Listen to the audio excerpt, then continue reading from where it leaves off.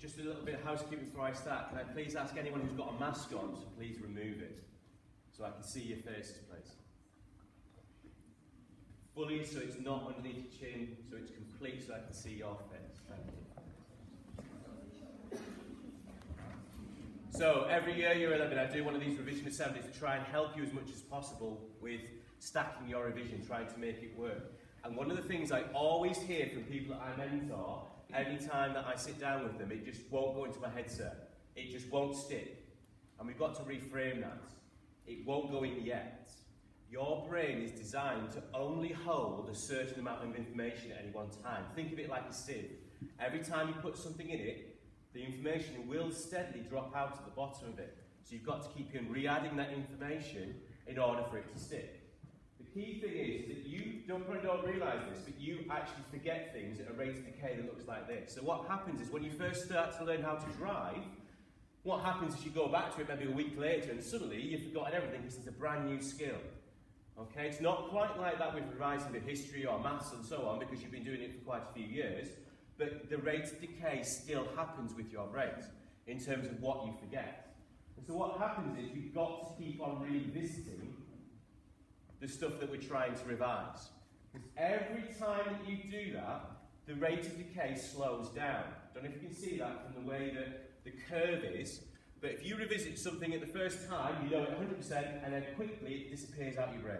If you revisit that thing again, maybe 1 to 2 days later, it goes back up again, but the rate of you forgetting decreases, and it becomes a much shallower curve. It's the same thing when we come to do things like mock exam periods, okay? So imagine we've got that, but we've got our 3 exam periods throughout the course of the year. Last week, Ofqual announced what their plan was for us, for our GCSEs. Their plan was for exams to happen as normal in May and June, but with some spacing out. There's a couple little tweaks. For example, in arts, there's no exam.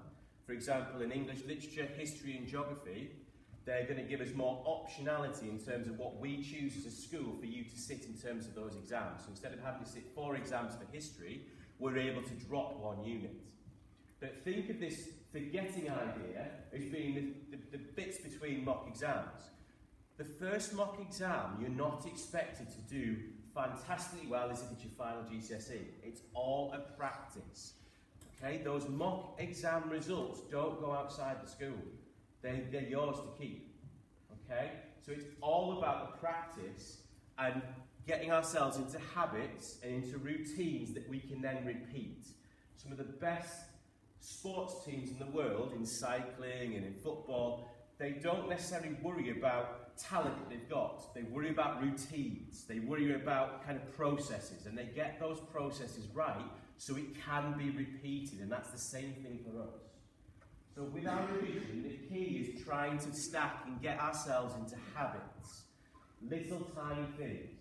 And I've just mentioned, with sports teams, with some of the greatest sportsmen you'll ever see, sportswomen you'll ever see, lots of the result of their hard work is unseen. They do it away from the eye of the camera, okay? And that's what we've got to do over the next 6 weeks as we prepare for our mock exams, as we prepare for our mock exams in March, and then for the final ones too. So with habits, one of the things you can often do is try and put revision off and put things off. And what happens is, you end up being in that decline at the bottom of the curve. You end up not quite achieving what you should do because you keep putting things off, because you don't want to get it started. Being 1% braver every day has a massive cumulative effect, even now. So if you just were a little 1% braver and did something today, and built on that tomorrow, and built on that on Thursday, and on Friday, you have an exponential increase in your ability and your end results. That's what happens. So I've told you why revising is important. Now here's a plan I want you to put into place. Job 1, you make your revision obvious. You set aside a place in your house that you know that's where I revise. I've still got it in my parents' room back in County Durham. I can still see the little table I used to sit at that I would do my revision on. I used to sit at a table because I like to sit at a table that I would be in the same kind of physical position that I would be in an actual exam room. I like to do that. You might not. You might prefer to do it elsewhere. You might want to do it at a sofa. You might want to do it in away from your family in a garage. You could do it anywhere, but make it obvious a place that you associate revision. Okay? The second thing is write down what you're going to revise. So write down a revision plan, and it doesn't have to be massive. Okay? It can start off by just being 5 minutes a night. That's it. Because if you start with 5 minutes, and you keep on doing 5 minutes every day, you're getting 1% better every day. And then as you grow to get used to that 5 minutes, you can then make it into 10 minutes. And slowly, we've got this cumulative effect, and you've got a great big list, a great big chunk of momentum behind you that suddenly you kind of feel, yeah, I can do these exams, I'm actually all right with this. The key is starting small. Okay? Also, if you can, try and stack your habits. And what I mean by that is try to make it attractive. Try and say, right, every time I revise, I'll treat myself with a Mackey's. Now, obviously, I don't really want you to do that because you will end up doing so much revision, you'll be visiting Mackey's every day, and that will lead to an unhealthy lifestyle. I don't really want you to do that, but try and make it attractive. Try and rope your parents in and lean on them, okay, for incentives. That's what I did. I lent on my parents and said, right, if I do one of my GCSEs, I want this set of cricket pads, will you get me these? Because I'm sad and like cricket. They said, yeah, we got it, and I ended up using that as a kind of, as a carrot at the end to go for it, okay? Importantly as well, as I keep stressing just now, make it easy. Get your phones away, put them to one side, use them as a reward, go and check on them and your TikToks and everything else a little bit later on, but try and make it easy. 10, 15 minutes a night, that's enough to begin with. It's not trying to run before we can walk. It's not trying to do an hour and a half revision every night because you'll just overload yourself and you'll just stress yourself out. Little steps make all the difference. And finally, as I've just mentioned there with my Mackey's analogy, try and make it rewarding. Try, if you can, to start your revision with the easy stuff. The 1-mark questions in science, the 2-mark questions in maths, so that you feel like, oh, I've done that, I can do that, that's all right. In French, try and do our little 1-mark, if you're doing higher tier, do the overlap questions. Try and do those questions that you know you're going to get right, or you know you've got a good chance of getting right, because it will build your confidence, and suddenly you start walking around a little bit like, yeah, I've got this, I'm better than I can. I'm better than I think I am. So, I've bought everyone one of these. I placed the order yesterday, so hopefully it should arrive at the end of the week. We've bought you all a green revision planner. And in that revision planner, it's got a little section for how to revise. We've got 6 weeks before our mock exams start. And if we did 5 minutes of revision now, this week, and maybe 10 minutes of revision a night next week, or perhaps even space it out, perhaps even do perhaps 5 minutes tonight and then 10 minutes on Friday, or whenever you want to do it, that's going to really help. But get it written down in that book. If it's written down, you're committed to doing something. The power of having something written down is massive, and you can't get away from it because you've committed to yourself and your future self by wanting to do that. Okay? Every time I do this assembly, and every time I kind of think back to results day, I think back to year 11 who've just gone. And they always say, I wish I could be in this room now with you, sir, instead of being at York College, telling my future self, telling my year 11s about the importance of what sir's talking about now. Okay? That's why we should revise. Here's 3 techniques I want you to try and use for how. Okay? First thing is the preference of everyone I've ever met in year 11, and me included, was to rewrite stuff out onto flashcards. That's the default because it's nice and comfortable, it's nice and easy. I can just write stuff out about the cause of the Second World War, write them down, happy days, I've done some revision. You haven't. You've given yourself an illusion of being competent in doing that. You've just written it out. There's a really big difference. So by all means use flashcards, but I want you to use them in a different way.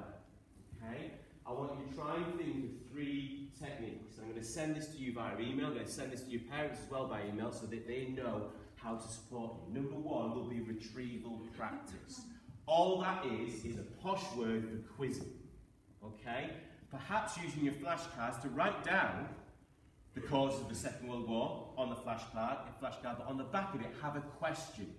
So that when you come to do revision and you've written it all out, and you put them in a little box, the questions, you take the question out of the box, you have a look at the question, or you get someone else to test you, and on the back of it's the answer, and if you get it, put it into the completed box. You do that for your subjects, Okay? And then you'll be left with perhaps the questions that you aren't quite so good at, that you know you need to go back and revisit. That's all retrieval practice is. It's a posh word for doing. It's a posh word for doing your revision purple workbooks in French, for doing your exercise books in maths, your revision workbooks that Mr. Fraser's been ordering for you in maths. Okay? So there's a lot of detail on there. I'll gloss over that slightly because I'm aware I'm running out of time, but it's crucial, that bottom line. Retrieval practice, forgetting stuff leads to better learning. Okay? Forgetting stuff is good because it means that it's going into your head. It's falling out, but we just keep on putting it back in. We keep on practicing. Okay? That's what retrieval practice is. So using your flashcards, but with questions on the other side. That's a nice easy in for almost everyone in the room, because I know lots of you will prefer to do that, have it written down. Second strategy that I really recommend is spaced practice. And it is not that. Okay? Every lad I have ever taught at some point has done that. I include myself in it. Whereby you've got a test on the Monday, and what you do is you cram the night before. I just showed you right at the start, you stuck all your eggs into one basket, and what happens, they all drop out a lot quicker than if you do something like this by spacing it out through the week.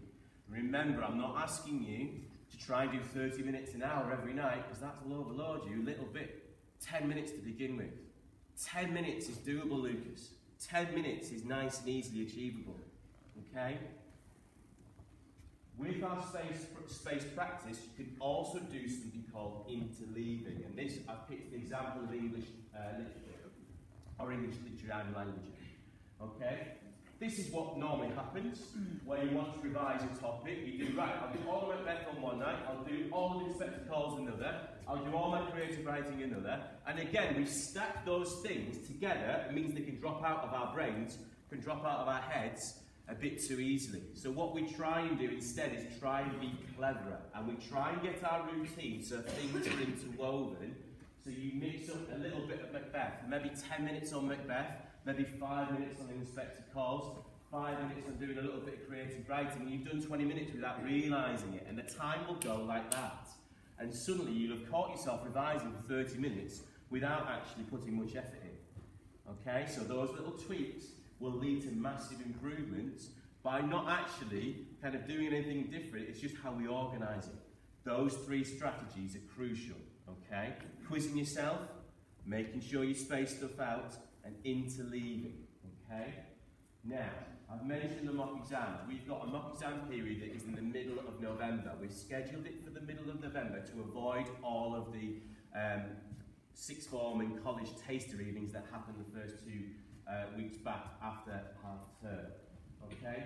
We've got them stacked kind of together, but slightly spaced out, so we're trying to focus you on core the first week, option subjects the second week. I will give you all a copy of this at the end of next week, because we're also going to tell you what comes up in those exams. Ofqual told us that for all exams apart from English literature, geography and history, they're going to tell us by the 7th of February what comes up in your final GCSE. And I went into an English class 2-3 weeks ago, and a lad said to me, "Is that true, sir, what you said on your email, that they're going to tell us what comes up in the exam?" Because that's a bit of a gift, isn't it? That actually works in our favour, and that is the way to imagine it and think of it. It is stacked in our favour, this, because they're going to tell us what comes up. We're going to do the same thing for your mocks. I'm going to give you a list of everything that comes up in your exam, so you've got to revise those particular topics, and it will help you achieve better for these mock exams. Okay? Just mentioned Ofqual's release in terms of when our timeline is going to happen for the year. Okay? The summer exam timetable is really different. The summer exam, they've spaced them out 10 days apart. And the reason why they've done that is in case you catch COVID and have to isolate. It means that you would at least be able to do at least one exam in one of your subjects and be able to get a grade based on that one exam. That's why they've done it like that. Okay? Crucially, I've had a few people ask me this final day, when do we stop? Well, there's something called Contingency Day, and that's on Wednesday the 29th of June. And Contingency Day is quite important because if we have a day during the exams whereby exams can't run for whatever reason, and the slightly morbid example I'll give is the Queen passing away, as head of state, if the Queen was to die during our exam period and her funeral was to be scheduled during the actual exam period, no exams would run. It would be a day of national mourning, and as a result, those exams scheduled for that day will pass on to Wednesday the 29th of June. The last 3 times that's happened, we had the Duke of Edinburgh who passed away, and his funeral was on a Saturday, which meant that exams could normally happen. The one before that was the Queen Mother, and her funeral was on a Tuesday. Okay? It was before the exam period, but nothing could happen on that day. It was way back in the early 2000s, just about when you were born, really. Okay, but it does happen, so you do have to be available to the 29th of June. For most people, your exams will finish on Thursday the 23rd of June with your physics paper. There is a further maths paper on Monday the 27th of June, but that's the timetable we're looking at. Okay? As I said, I've been recording this, Mr. Cockle's been recording this, so that I can upload it onto YouTube, because I don't know if you know, but I am a YouTube sensation. And basically, your parents can then watch this back so they can get a bit of an idea of what's going to happen and what we've provided for you in terms of good ideas and good advice. Because this is an assembly, what I would like to do, just to finish off by, is just by asking for a moment of quiet. And for those of you who would like to pray, to join me at the end, please. Lord God, thank you for this opportunity to learn new skills and stretch our understanding. Thank you for guiding us through this time of study and into our exams. We lay before you all the hopes and fears you have about the outcome. Amen. Thank you very much for listening, Year 11. If you need any advice, come and see me at any point. You know where I am at the start of every day.